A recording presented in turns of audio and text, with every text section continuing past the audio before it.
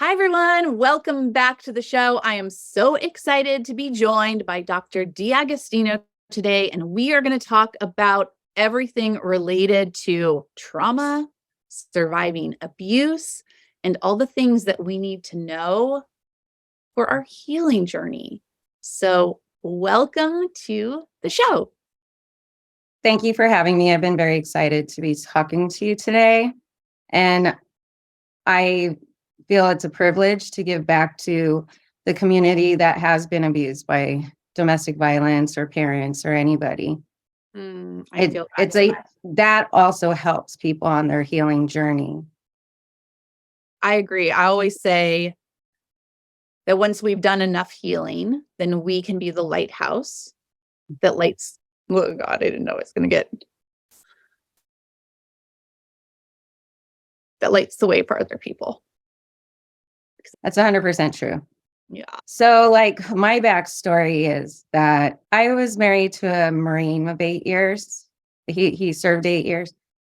I was married to him for 15 years. And in the beginning, it was great. And then once he was discharged from the military and we moved back to the Midwest and I was isolated, that's when the abuse started to occur. And it was like psychological, mental, isolating. And then at times it was physical, but I wouldn't say he was abusive all the time. There were good times, but I think within the last 5 years, when I decided to end the marriage, I think we went through a lot of other traumas in our relationship. For instance, I got pregnant in 2019.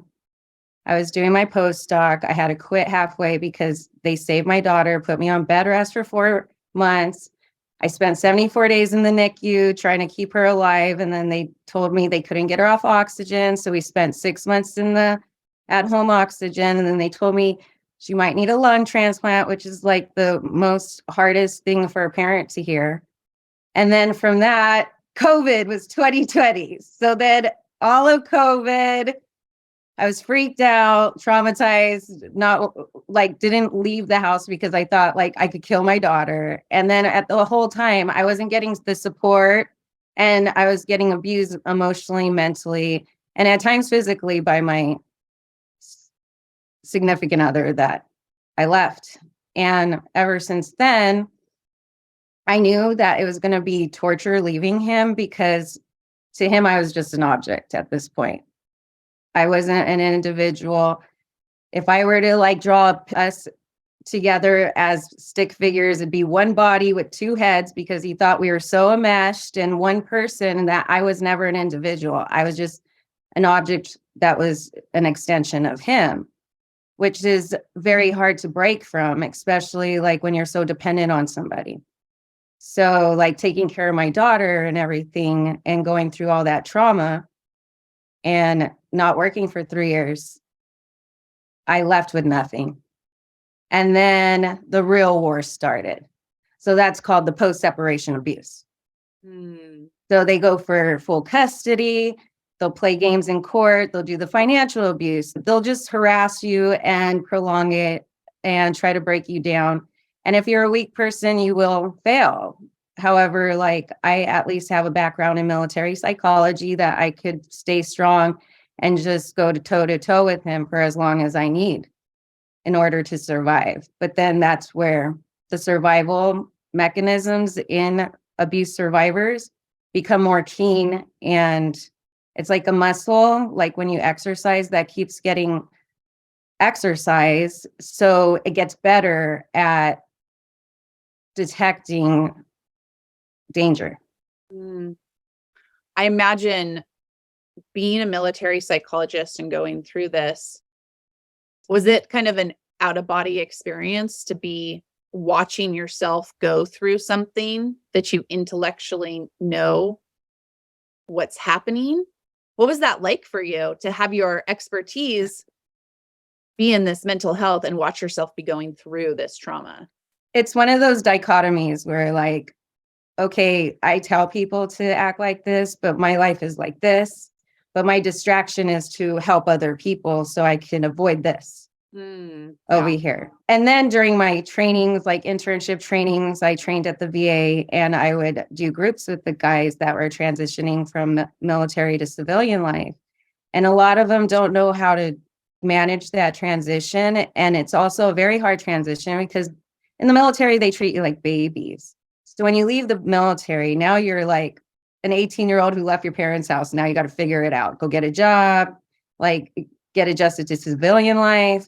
And that becomes very frustrating for them. So the person that they'll take it out on the most is their significant other. So when I was in the clinic where they were transitioning and we would do groups, and I would hear these guys going nuts, and a bunch of them were a bunch of Marines, and my ex was a Marine, that I'm like, dang, man, this is what's happening to me. Wow. Like, I know this story. And so, like, towards the end of my training, I did make them aware of the other side. Like, hey, this is what she's probably experiencing right now.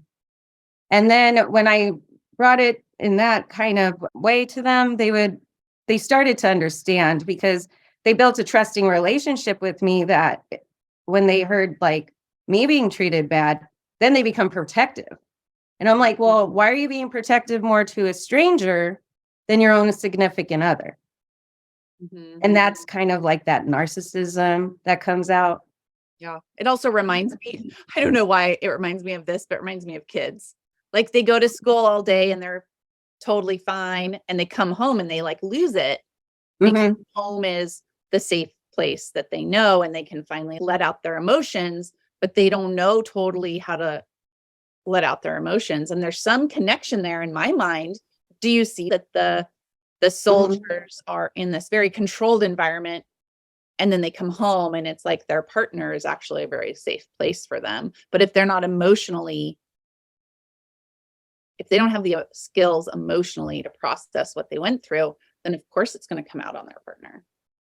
Yes, especially the combat veterans that come back from war. They don't know how to manage it. They don't want to talk about it. And then they bottle everything up inside. And then it's like a soda can that gets shaken up. And then once they hit their breaking point, everybody's going to coming down with them. Yeah. Well, it seems like the military should probably have a program for the partners. Yeah, Everybody should go through this. I like, agree. Let's reintroduce you to life and partnership. And Yeah, I am like thinking of creating a program for that, to be honest, because I've experienced so much of that. yeah, great. And then, so on my healing journey, I have done like over 100 hours of therapy and talked to different therapists. And it was just very difficult doing that, because I know the psychodynamic part of where our trauma comes from. I know like the cognitive awareness. Yeah, I understand where the problem's coming from. But the hardest part is trying to fix the problem. And like a lot of people that are abused usually are people with very like the super traits. So that'll be like doctors, lawyers, people that are just very like loving and great. And those are usually the person that the abusers target. So then when you're undergoing that, it's just always, you're always in this like dichotomy as I'm a really good person, but I'm allowing this abuse. And then when you leave, you're so mad at yourself for allowing all this abuse to happen to you, that it's like you got to come to terms where it's like, I allowed it to happen. Like, I need to change things in my life to never let this happen to me again and start protecting myself. So when you asked about like how we are more in tune, like spiritually or instinctively, it's because our fear response, like the amygdala part of our brain, has been exercised so much that we become hyper keen, hyper aware of our surroundings. It's kind of like when you're pregnant and you could smell the refrigerator open from 2-3 doors away, because that's our natural instinct to protect the baby and protect ourselves. And like when we go back to an evolutionary psychology sense, it's more of instinctual if we go back to caveman days. Right. That makes sense. So if you are attacked by a saber-toothed tiger and you survive, Now your I call them spidey senses. Your spidey senses, your intuition's going to be way more turned on so that you survive the next time something like that happens. Yes. Because you could only imagine a lot of abuse survivors have experienced the walking on eggshells all the time. And that's because you're sensing the other person so intensely on their mood, making sure that you're not going to ruin their mood because you don't want to get the backlash and deal with it. Right. So another deeper issue about that is the person who's usually the one getting abused may have like a relationship attachment, kind of insecure attachment, where like people with an anxious attachment in relationships will get clingy and be a people pleaser because of the fear of abandonment and rejection. So they'll adjust themselves to please the other person. Those are the best victims. And then what happens is, like, if you think about Greek times where they would have their tribes and everybody had a role in society. And there's like a primal terror. It's a primal wound that it's a fear worse than death. It's the fear of being abandoned and rejected, because when you were cast away from the group of society, you would have to go off on your own and survive on your own. And that causes a lot of fear and trauma, because now you don't have people to talk to, which is another trauma in itself, isolation. And then you have to go find food and you got to protect yourself, but nobody else is helping you. So I think a deep-rooted issue with humans is that fear of abandonment and rejection, because it's been deep-seated since the beginning of time, because we needed the group.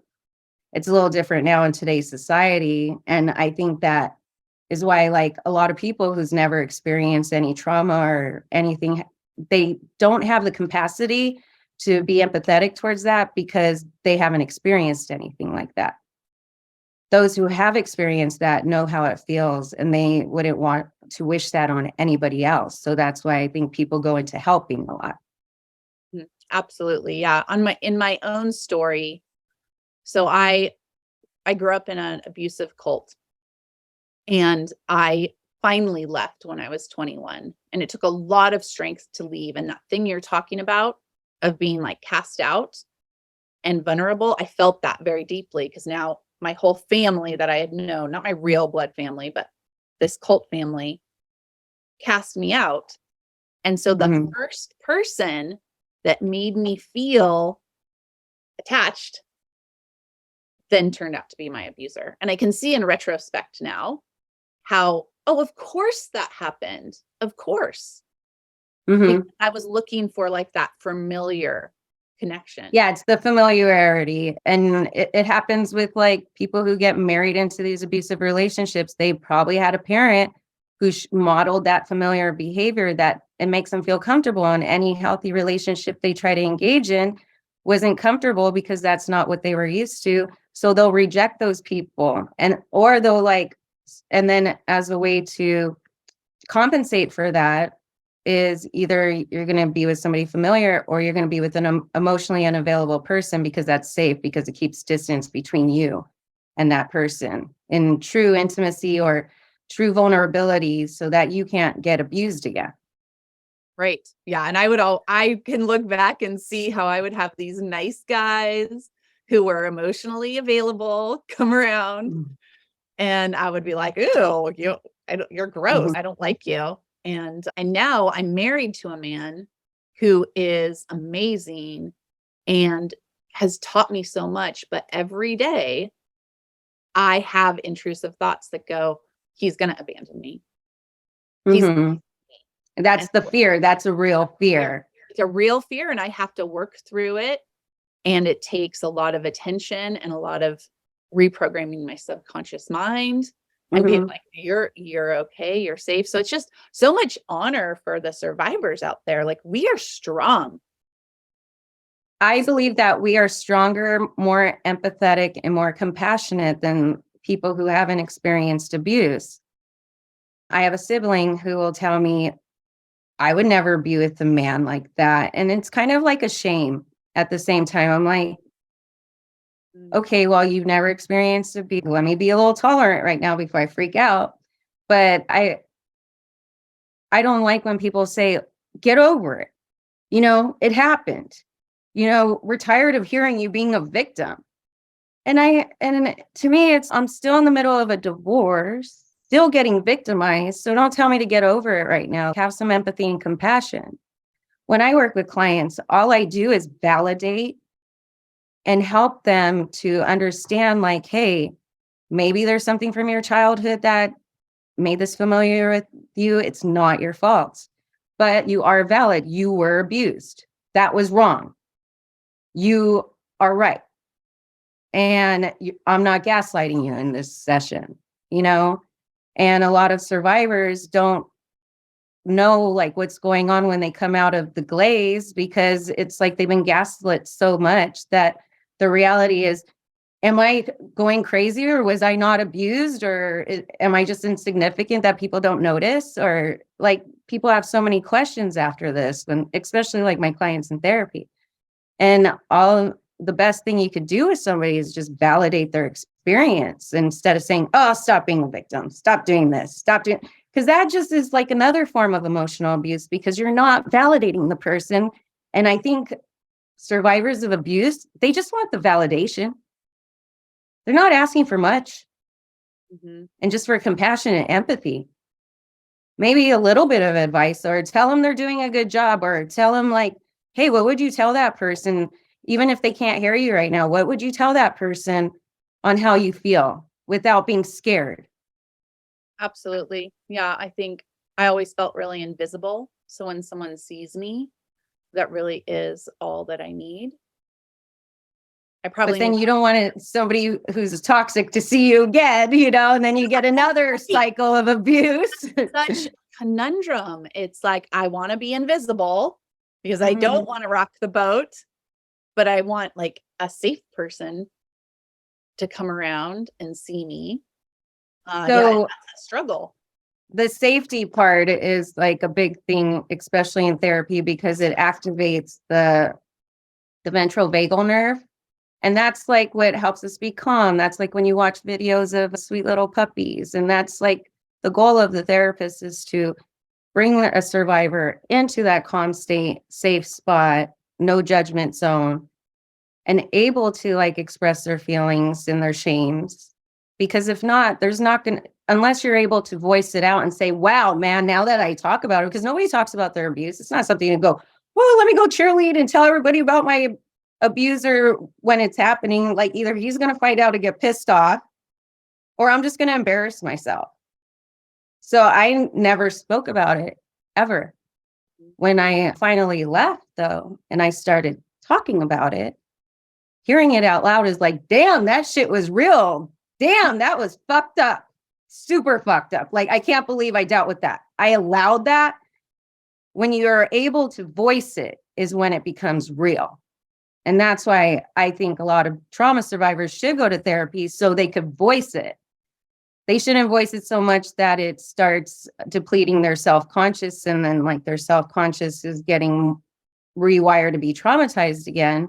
But at the same time, you want to talk about it without becoming tearful or emotional, because that shows a sign of healing.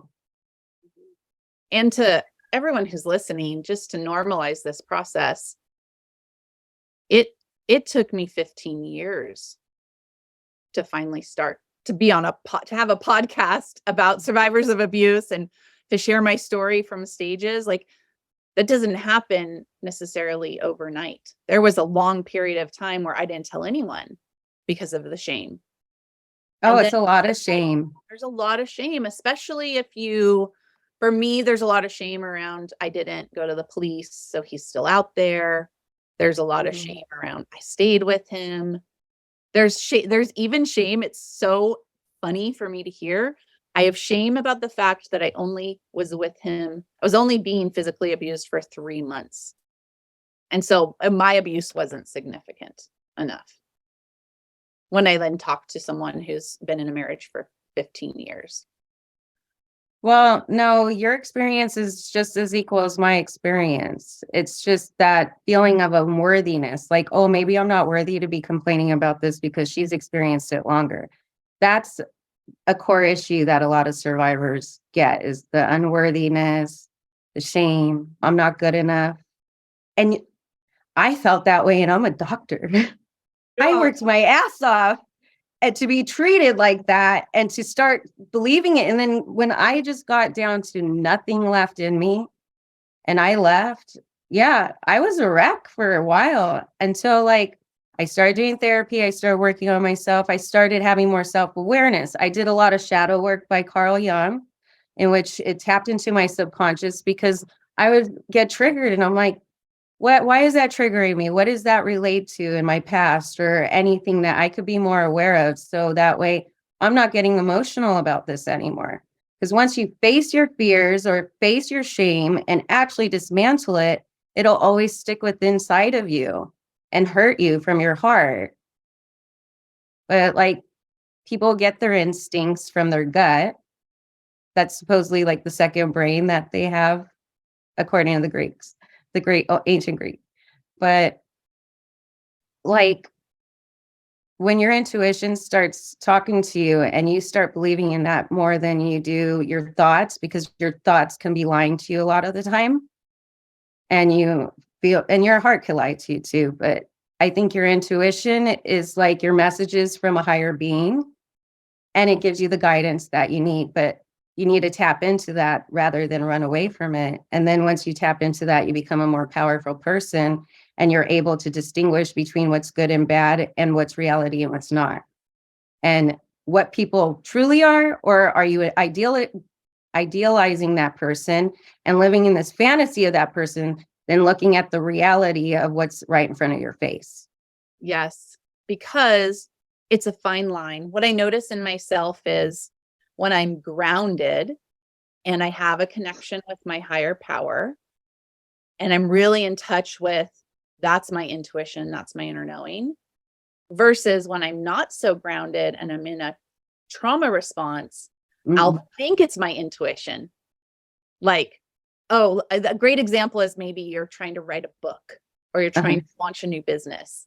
And if you're not grounded, you might be like, oh, my intuition is telling me that this isn't the right time. I can't do this. And so it feels good to say no because you're afraid, versus when you're grounded, you might go, no, I'm really supposed to write this book and it's scary.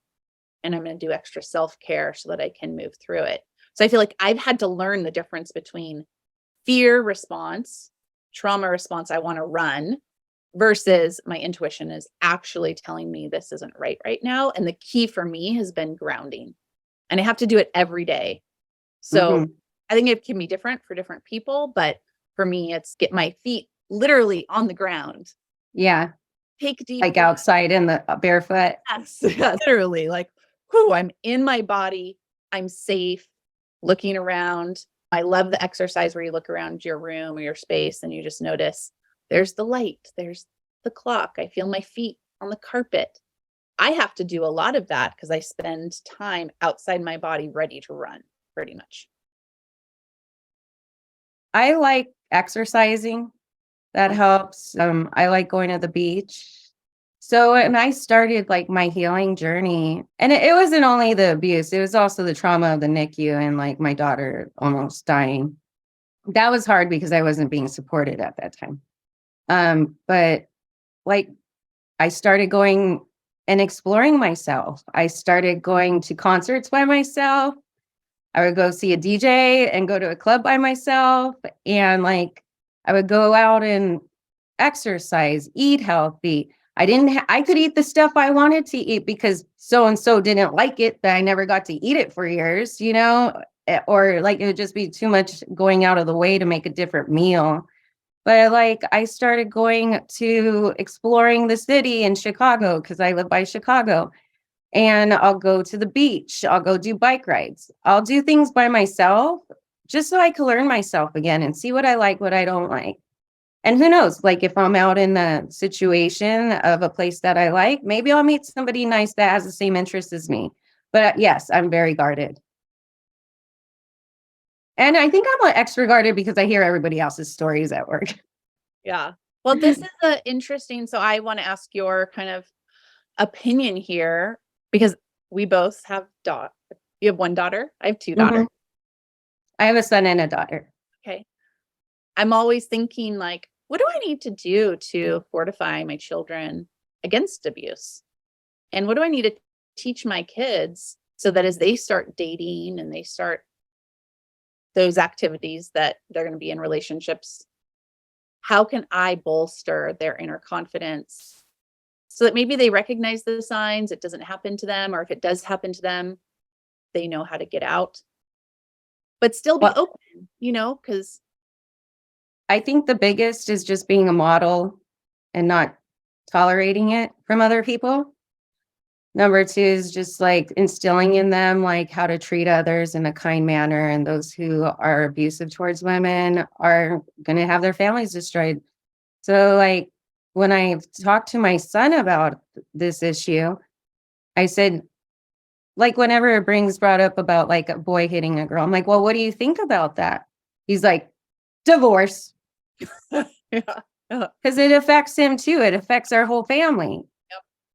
So like what you would do with your child would be different than what I would do with my child. But like my daughter, she will never tolerate abuse because I will instill in her that our family is broken because of abuse.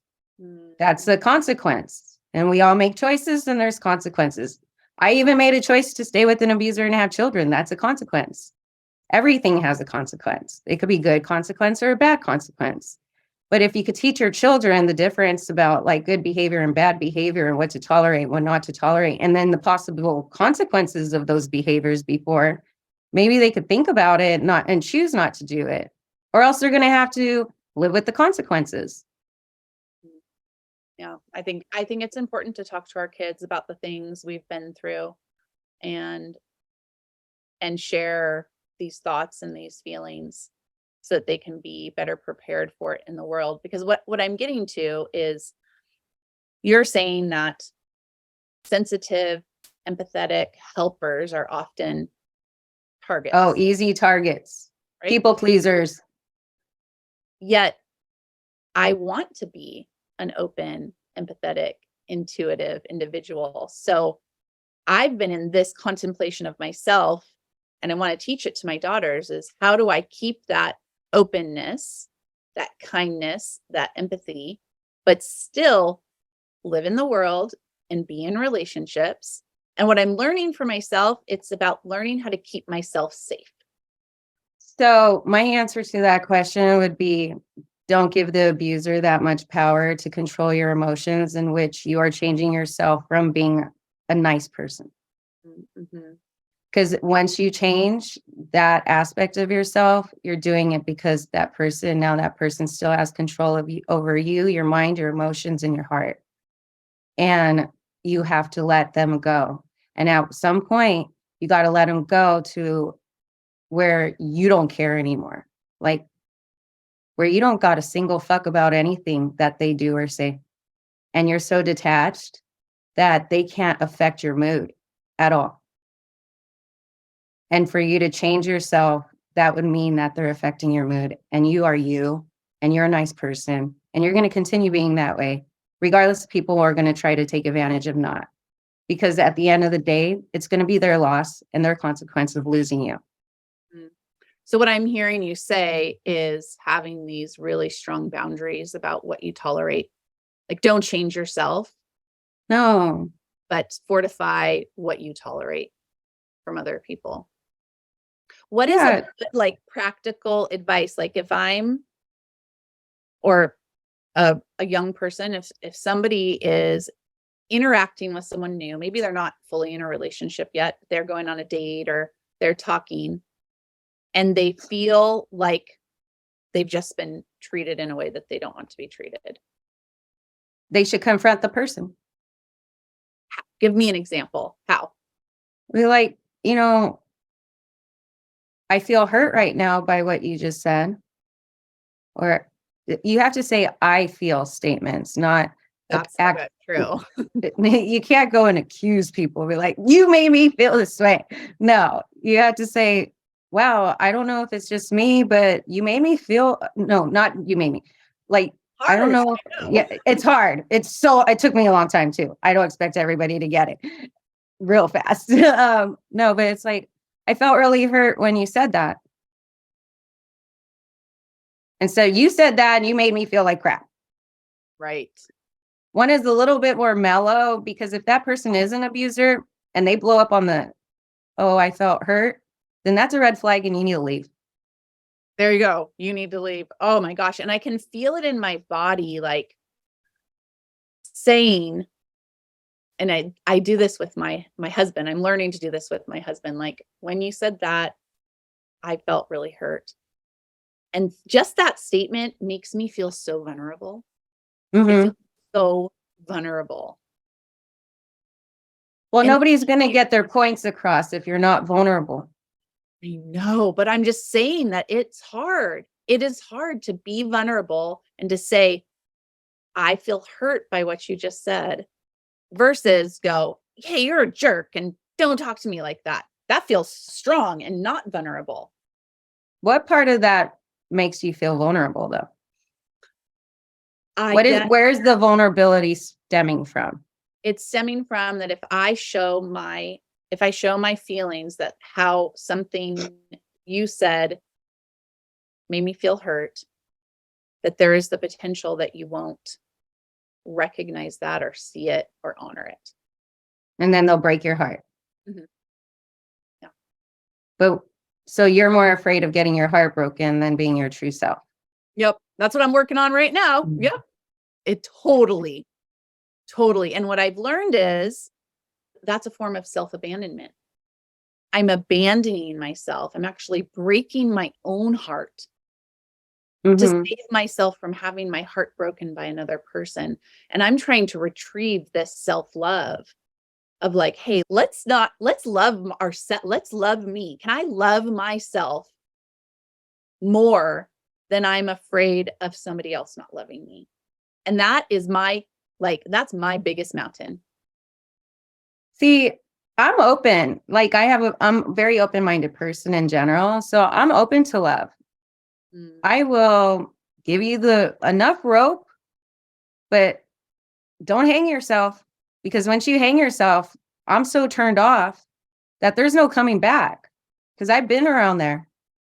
But I am very like open, and it feels good because at least I know I did what I had to do. I wasn't hiding myself. I wasn't sitting there and giving like lies or making this person fall in love with somebody who I'm not, because I'm scared of them breaking my heart. But do they really love my heart at that point? What do you feel it is about you that you have that strong sense of self? Is there something you've actively done, or is it the way you were raised? No, I was raised, my dad was very controlling. So that's why I was familiar with the Marine. Mhm. Like, I escaped through education. My dad used to make me sit in a dental office for 2 weeks straight, 8 hours, because he didn't want me going out in summer. So I would sign up for summer schools to be able to be free, because he didn't want me hanging out with boys or whatever. And then my ex was very controlling and stuff. So no, it's not how I was raised. It's just being able to have resiliency, and with resiliency comes like creativity, and it's just the capacity to overcome and not let it destroy me, because life's so beautiful that there's so much more in life, and I need to stay strong for my kids, and I want to meet somebody, and I need to get more healthy so I can meet somebody who's going to care about me and treat me the way that I deserve to be treated. Because if I could love somebody so hard that was wrong for me, I could just imagine how I could love the right person. But I'm not going to let the past bleed in and destroy the future for me, because then that's just a self-sabotaging mechanism. And that stems from not being healed yet to be able to move on in that way. It's beautiful. You said that you had an exercise you wanted to do with us. Should we move into that as we close out the? Yeah. So I do this exercise with my clients, and it's an excerpt from Lindsay Gibson, she's a psychologist, and her book is Adult Children of Emotionally Immature Parents, How to Heal from Distant and Neglecting of Self-Involved Parents. So with this exercise, I have people close their eyes, and this is the exercise I took in her training. She's a very smart woman. So you close your eyes, and then I just read the paper. So this is the Bill of Rights for adult children of emotionally immature parents or emotionally immature relationships. So 1, the right to set limits. I have the right to set limits on your hurtful or exploitative behavior. I have the right to break off any interaction in which I feel pressured or coerced. I have the right to stop anything long before I feel exhausted. I have the right to call a halt to any interaction I don't find enjoyable. I have the right to say no to anything without a good reason. The right to not be emotionally coerced. I have the right to not be your rescuer. I have the right to ask you to get help from someone else. I have the right to not fix your problems. I have the right to let you manage your own self-esteem without my input. I have the right to let you manage your own distress. I have the right to refuse to feel guilty. I have the right to emotional autonomy and mental freedom. I have the right to feel or think anything. I have the right to no ridicule or mockery of my values, ideas, or interests. I have the right to know how I feel. I have the right to know whether I love you or not. I'm not obligated to love you because you feel bad or I'm related to you. I have the right not to disconnect from myself to make things easier on others. I have the right to be bothered by how I'm treated. I have the right to clear communications. I have the right to say anything as long as I do it in a nonviolent, non-abusive way. I have the right to ask to be listened to. I have the right to speak up and tell you if my feelings are hurt. I have the right to be told what you want from me without assuming I should know. I have the right to choose what's best for me. I have the right to leave whenever I want. I have the right not to visit if it's not a good time for me. I have the right to opt out of any activity or get-togethers I don't find enjoyable. I have the right to make my own decisions without self-doubt. I have the right to live my own life my own way. I have the right to take action even if you don't think it's a good idea. I have the right to spend my energy and time on what I find important. I have the right to trust my inner experiences and take my aspirations seriously. I have the right to take all the time I need and not be rushed. I have the right to refuse to feel shame. I have the right to equal importance and respect. I have the right to be considered just as important as you. I have the right to live my life and not be shamed by anyone. I have the right to be treated respectfully as an independent adult. I have the right to put my own health and well-being first. I have the right to thrive, not just survive. I have the right to take time for myself to do things I really enjoy. I have the right to decide how much energy and attention I give to other people. I have the right to take time to think things over. I have the right to love and protect myself. I have the right to self-compassion when I make mistakes. I have the right to change my self-concept when it no longer fits. I have the right to preserve the time and space necessary to nourish and protect my inner world. I have the right to treat myself nicely and with loving kindness. I have the right to be free of self-criticism and to fully accept my individuality. And I have the right to be me. And that's it. How did that feel? That was so good. I need to print that out and put it up on my fridge. Yeah, Like I read can it send every it to day. you. Thank you. Appreciate Mhm. it. Well, is there any parting words that you want to share with us before we end the episode? I just want everybody to know that healing isn't impossible. It's not linear. It's not like you're going to go straight to being okay. It cycles up and down. So don't get down on yourself when you're having episodes of being down, because the highs can be just as high. And just have hope and know, like, there's consequences to everybody's actions, and you don't have to provide those consequences. It can happen naturally. And trust your instincts, because you've been wired to be more in tune with these abusers. So really trust your gut and your instincts. And when you see a red flag, leave, even though you're trying to be a nice person or a people pleaser. But people pleasing doesn't always work in your favor. Yeah, I love that. And I think that's why I'm working to create a community of survivors and people who can hold each other up. because when that thing you talked about, where like we're afraid to be kicked out. Yeah, if there was a community like that, it'd be amazing because like whatever, like even the judicial system sucks. It's so hard to find people to help. Like, so yeah, that's what's needed. Yeah. That is what is needed. So I do focus on a lot of relational trauma, like at work. I like doing that, but I also like want to help women with domestic violence. And out here we have the crisis center in Illinois that I contributed to, but like everybody just needs that emotional support and validation. We do. So we're here for you. If you're listening, Thank you. community, we are here. Okay, thank you so much for your time. Thanks. Really appreciated it. And we'll talk to you next time, everybody.